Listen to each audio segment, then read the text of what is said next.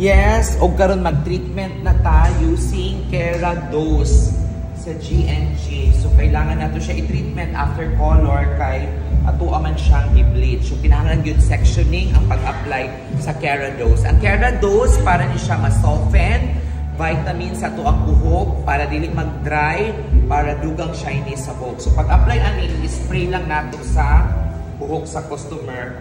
Mag-section lang ta. So naulan nato pag-gamit. Yan. So leave-on ni siya. Leave-on, ana. And then, gunitan din, massage para ma-disseminate tanan ang medisina, ana. Then after na pod, kuha na pod ta o another part sa buhok. Then another spray na pod siya. Yan. Tapos massage again, ana. So ingani lang ang pagka-apply sa ato ang Kerados. Dito ka sa Pikas mag-apply dahil asa si manager kuan ko sa amis dali diri para mapuslan ka ana lang ana dito ka sa Pikas mag-apply section ka dito ana. So kung ma-applyan na hangtod ma-applyan na gyud tanan ang buhok diretsyo na ta og blower sa walay langan dili madugay ang atong customer kanina natong ibabad. Yan ana may mo ha spray diha. Then, massage. Massage yung maayo. Tapos again, kanina dahil na part. So, ayaw pagdali kay para mabutangan yung tanan ang part sa iyahang buhok.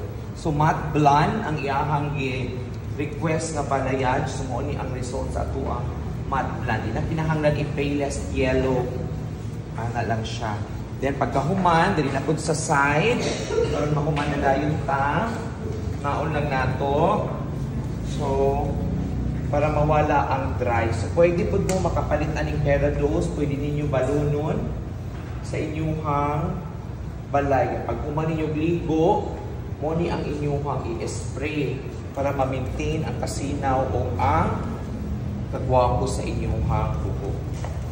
Ayan. So, kung nabutangan na nato tanan, kung manabutag massage, ato na lang pong i-massage o appeal ang iyahang scalp para ma-relax siya.